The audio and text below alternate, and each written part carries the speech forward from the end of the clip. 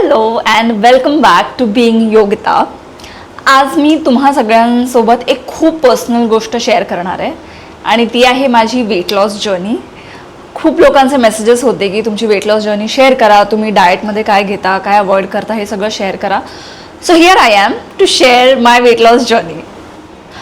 Okay, so जसं मी बोलले की journey, weight loss is a journey, it is not a destination. असं नाही आहे की आपण 4 दिवस डाएट केला, 10 दिवस डाएट केला, वर्कआउट केलं आणि मग आपलं वेट लॉस झालं आणि मग नंतर काही खात सुटायचं.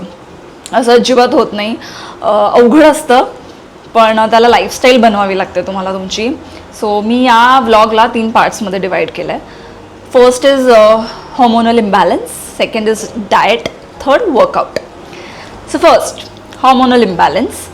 सगळ्या मुलींमध्ये मॅक्झिमम, सगळ्यांनी म्हणणार मी, काही लकी असतात फार, मॅक्झिमम मुलींमध्ये हॉर्मोनल इम्बॅलन्समुळेच वेट गेन होतं एका सर्टन एज नंतर. सो माझ्यासोबतही तेच झालं होतं. हॉर्मोनल इम्बॅलन्समुळे मुलींना PCOS, PCOD, थायरॉईड असे बरेच हॉर्मोनल डिझिजेस त्यांना फेस करावे लागतात. सो मलाही थायरॉईडचा इश्यू झाला होता काही वर्षांपूर्वी आणि त्यामुळे माझंही वेट गेन झालं होतं, जे मी कालांतराने कमी केलं. पण अचानक कधीतरी मी अशी सुजलेली दिसते, अचानक कधीतरी परत बारीक दिसते. सो हे होत असतं, त्याला काही उपाय नाही आहे. पण हॉर्मोनल इम्बॅलन्स नॉर्मल करण्यासाठी, बॅलन्स करण्यासाठी काही उपाय आहेत जे मी करते. त्याचा उपाय आहे सीड्स. खूप सारे सीड्स असतात ज्या तुम्ही खाऊ शकता. त्यापैकी एक इथे आहे, हे आहेत ब्राझिलियन नट्स, जे मी रोज 2 खाते ॲटलिस्ट. ज्यांना थायरॉईड आहे त्यांच्यासाठी हे बेस्ट मेडिसिन आहे आणि हे मी माझं ठरवलेलं नाही आहे, हे मला न्यूट्रिशनिस्टने दिलं होतं. तिने मला हे खायला सांगितलं होतं, तेव्हापासून मी खाते आणि माझा बऱ्यापैकी जो TSH लेवल असतो तो कंट्रोलमध्ये आलेला आहे. सो येस, पुन्हा एकदा दाखवते मी. ब्राझिलियन नट्स तुम्हाला ऑनलाईन आय थिंक ॲमेझॉनवर हे अवेलेबल होईल, शॉपमध्येही मिळत असतील कदाचित. येस, 2 मी रोज खाते. आणि अजून काही सीड्स आहेत, त्यापैकी एक इथे आहे सनफ्लावर सीड्स. हे असे दिसतात. ओके, आणि सनफ्लावर सीड्स मला खायला आवडतात, ते टेस्टलाही फार छान लागतात, मला आवडतात. सो एक 2-3 चमचे मी खाते रोज. हे सनफ्लावर सीड्स आहेत आणि अजून एक पंपकिन सीड्स आहेत जे आत्ता इथे माझ्याजवळ नाही आहेत, पण खूप फेमस आहेत, माहीत असतील सगळ्यांना पंपकिन सीड्ससुद्धा. त्या व्यतिरिक्त इथे अजून एक सीड्स आहेत माझ्याकडे, फ्लॅक्स सीड्स. ओके, ज्याला आपण मराठीत जवस म्हणतो. आता फ्लॅक्स सीड्स काही लोकांना खायला आवडत असतील, पण मला फार नाही आवडत. पण मला जवसाची चटणी फार आवडते. मी स्वतः घरी बनवलेली जवसाची चटणी, जी आता माझ्याकडची संपली आहे. सो आता मी पुन्हा बनवेन. तर तुम्हाला सुद्धा माझ्यासारखे जवस खायला आवडत नसतील तर तुम्ही त्याची चटणी बनवून ठेवू शकता आणि तुम्ही रोज जेवण करताना त्याच्यावर 2 चमचे चटणी खाल्लीत तरी आपलं जे काम आहे ते होऊन जाईल आणि ती खूप टेस्टी लागते, ट्रस्ट मी. ओके, आणि येस, आता आहेत आपले सगळ्यांचे फेवरेट चिया सीड्स. चिया सीड्सबद्दल आय गेस खूप लोकांना माहिती आहे, खूप लोक घेतात सुद्धा चिया सीड्स. आणि चिया सीड्समुळे म्हणजे मला न्यूट्रिशनिस्टने सांगितलं होतं की चिया सीड्स पाण्यात टाकून तू सिप करत राहा, त्याने भूक जास्त लागत नाही, म्हणजे तुम्ही असं फुल एकदम फील करता. सो चिया सीड्स एक मी पाण्यात सतत टाकते. आणि बऱ्याच लोकांना कन्फ्युजन आहे चिया सीड्स आणि सब्जा या दोघांमध्ये, लोकांना सेम वाटतो, तर असं नाही आहे. चिया सीड्स वेगळे, सब्जा वेगळा असतो. तोही पाण्यात टाकून तुम्ही पिऊ शकता. स्पेशली आता उन्हाळा खूप आहे, खूप गरम होतं, सो बॉडीला आतून थंड ठेवण्याची फार गरज असते. सब्जा सुद्धा तुम्ही पाण्यात टाकून तो असा दिवसभर पाणी ते पित राहायचं. सो येस, या काही सीड्स होत्या ज्या हॉर्मोनल इम्बॅलन्ससाठी तुम्हाला मदत करतात, म्हणजे बॅलन्स करण्यासाठी मदत करतात. मला याने खूप हेल्प झाली आहे आणि आय होप तुम्हालाही हेल्प होईल या व्हिडिओमुळे. आणि अजून एक गोष्ट आहे जी मी सकाळी उठल्यावर करते, ती आहे माझ्याकडे हा एक असा चांदीचा तांबे आहे. ठीक आहे, सो हा मी रात्री भरून ठेवते आणि सकाळी उठून यातलं पाणी मी पिते. याचे सुद्धा खूप बेनिफिट्स आहेत. सकाळी उठल्यावर या तांब्यातून पाणी पिते आणि दिवसभर अशी एक बॉटल माझ्याजवळ असते सतत आणि त्यातून मी पाणी सिप करत राहते. ठीक आहे, सो सेकंड पार्ट जो होता आपला तो होता डाएट. Very important. बऱ्याचदा असं झालं आहे की मला काहीतरी मेडिकल प्रॉब्लेम्समुळे जिम बंद ठेवावं लागलं आहे आणि त्यावेळेस मी फक्त डाएट करून सुद्धा 2-3 किलो वजन कमी केलेलं आहे. सो मी काय करते, सकाळी ब्रेकफास्टमध्ये मोस्टली एग्ज असतात किंवा साधं पोहे उपमा यातलं काहीही, किंवा डोसा इडली हे पण चालतं. सो मी खूप जास्त स्ट्रिक्ट असा डाएट नाही फॉलो करत, कारण तुम्ही जितकं स्ट्रिक्ट डाएट फॉलो करायला जाता ना तितकं त्याचं ते बाउन्स बॅक करतं. म्हणजे तुम्ही अगदीच 10 दिवस काही एकदम फक्त पडलेल्या भाज्या खाल्ल्या की 11व्या दिवशी तुम्हाला अचानक पिझ्झा खायची इच्छा होते. म्हणजे माझ्यासोबत असं होतं. सो मी माझा डाएट खूप बॅलन्स ठेवते. मी मोस्टली घरचं जेवण खाते. सकाळी जसं मी म्हटलं की अंडं किंवा डोसा इडली उपीट आणि पोहे, मोस्टली यापैकीच काहीतरी असतं, किंवा ओट्स, बेस्ट ओट्स.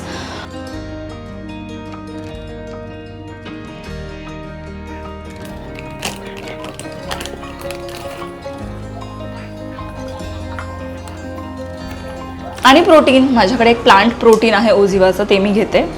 आणि लंच आणि डिनर माझा ऑलमोस्ट सेम असतो, ज्यात भाकरी असते, ज्वारीची किंवा बाजरीची एक भाकरी, कोणतीही पालेभाजी किंवा दुसरी कोणतीही भाजी घरी बनवलेली.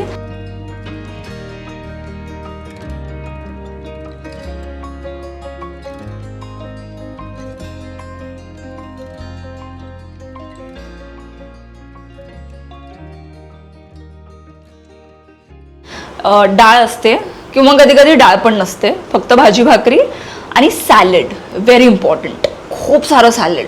बीटरूटचं सॅलड असू शकतं, किंवा एखादी काकडी, किंवा एक काकडी एक टोमॅटो किंवा 2 टोमॅटो, असं ते मी हे करत असते, जे घरात अवेलेबल असेल ते.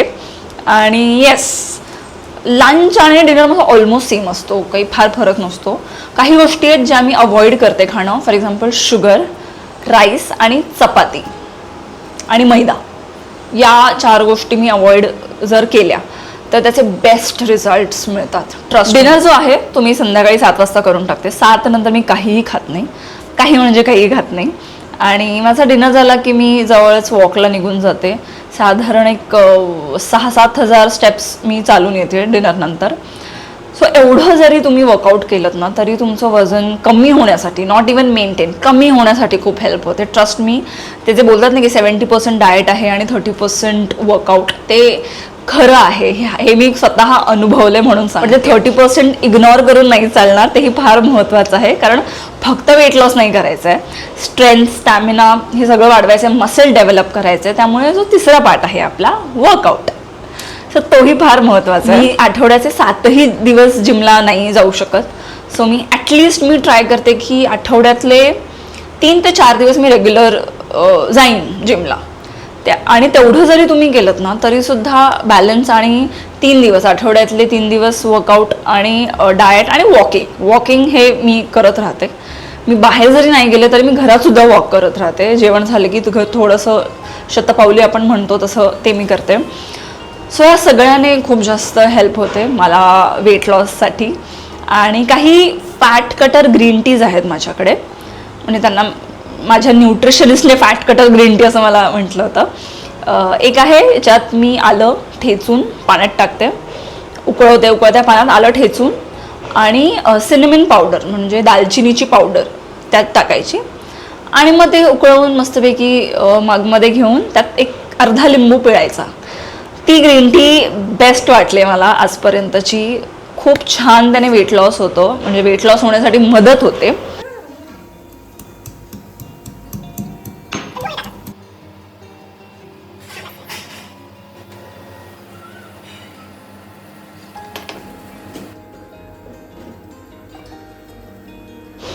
आणि अजून एक आहे म्हणजे जिंजर शॉट्स. भरपूर आलं असं मिक्सरमध्ये ग्राइंड करून त्याचं पाणी काढून फ्रीजमध्ये ठेवायचं आणि सकाळी असं एक एवढा छोटा ग्लास भरून ते जिंजर शॉट्स प्यायचे. त्याने सुद्धा वेट लॉसला खूप जास्त हेल्प होते. सो या सगळ्याच्या मदतीने मी कमीत कमी 4-5 किलो वजन कमी केलं आहे. मी ओव्हरवेट कधीच नव्हते. म्हणजे बऱ्याच लोकांना असं वाटू शकतं की अरे ही कुठे जाड आहे, ही काय वेट लॉस जर्नी शेअर करते, पण असं नाही आहे. जे अननेसेसरी वेट असतं कधी कधी आपल्या बॉडीवर, इन्फ्लमेशन असतं ते बऱ्याचदा, तुमचं मसल वेट नसतं ते. सो ते कमी करणं जास्त अवघड असतं.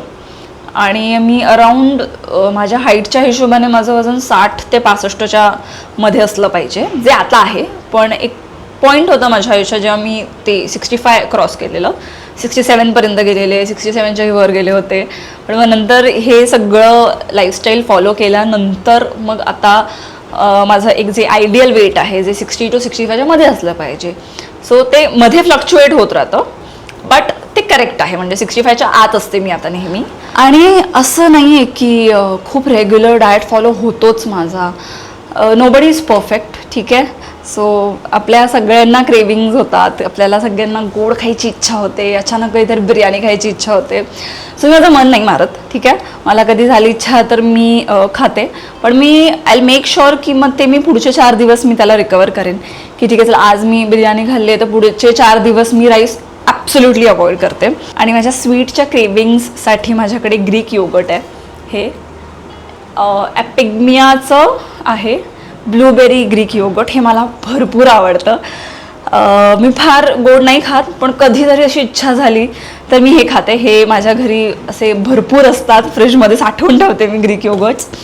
सो हे एक आहे, हे हेल्दी आहे. हे तुम्ही क्रेविंगसाठी हे तुम्ही खाऊ शकता आणि छान लागतं, स्पेशली ब्लूबेरी आणि स्ट्रॉबेरीवालं सुद्धा. आणि अजून एक आहे डार्क चॉकलेट. डार्क चॉकलेट तर मला म्हणजे असं बोलता नाही आता मला हे होतं. सो डार्क चॉकलेटसुद्धा माझ्या घरी असतं नेहमी. आणि कधी क्रेविंग्ज आल्या, ग्रीक योगर्ट खाऊन खाऊन बोर झाले किंवा नाही आहे योगर्ट घरी, तर मी डार्क चॉकलेटसुद्धा खाते. आणि डार्क चॉकलेट पण खूप छान असतं, ॲक्च्युली इट्स हेल्दी. आणि एकेकाळी मी खूप स्ट्रिक्ट डाएट फॉलो करत होते, तेव्हा मी माझ्या डाएटमध्ये खूप प्रोटीन ॲड करायचे. प्रोटीन मी आत्ताही ॲड करते, पनीर असेल, एग्ज असतील. पण तेव्हा मी भाकरी भाजी पण नाही तर एकदम स्टर फ्राईड व्हेजीज खायचे. 1-2 दिवस तर छान लागतात, नंतर नंतर बोर होतं जरा. पण तेव्हा मी खूप मेजर स्ट्रिक्ट डाएटवर होते, कारण खूप माझं वेट गेन झालं होतं. सो ते एक आहे. आणि त्या व्यतिरिक्त खूप सारे फ्रूट्स मी खाते, जे सीझनल फ्रूट्स असतात. स्पेशली आता वॉटरमेलनचा सीझन आहे आता. सो वॉटरमेलन, पपई, ब्लूबेरी, स्ट्रॉबेरी, हे असे अनेक फ्रूट्स तुम्ही खाऊ शकता. कधी भूक लागली तरी तुम्ही पटकन फ्रूट्स काढून खाल्लेत तरी चालतील. ते त्याने पोटही भरतं आणि तुमच्या क्रेविंग्ससुद्धा शांत होतात. सो येस, अशा पद्धतीने जो काही एक तुटका फुटका डाएट मी फॉलो करते तो मी तुम्हाला सांगितलेला आहे. सो मी क्रेविंग्ससाठी माझ्या काही डाएट रेसिपीज आहेत ज्या मी फॉलो करते. मला चाट खायची इच्छा झाली तर मी स्वीट पटेटोचा चाट बनवते, खूप टेस्टी लागतो तो. आणि मखाना, बाजारात खूप वेगवेगळे मखाने मिळतात, चीज मखाना, पेरी पेरी मखाना, पण तो अजिबात डाएट फ्रेंडली नसतो. सो मी घरी एक स्वीट मखाना आणि एक स्पायसी मखाना असे 2 प्रकारचे मखाने बनवून ठेवते, सो दॅट मला बाहेरून मखाना मागवावा लागणार नाही.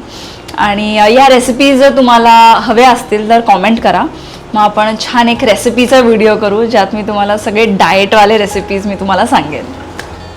Okay, thank you for watching guys. हा होता माझा सगळा डाएट प्लॅन आणि वेट लॉस जर्नी. तुम्हाला कशी वाटली हे कॉमेंटमध्ये नक्की कळवा. आणि असे बरेच अजून इंटरेस्टिंग व्हिडिओज मी घेऊन येणार आहे. अजून काही माझ्या डाएटमध्ये चेंजेस झाले तर मी तोही व्लॉग मी बनवेन आणि लवकरच तुम्हाला कळवेन. Thank you, bye bye.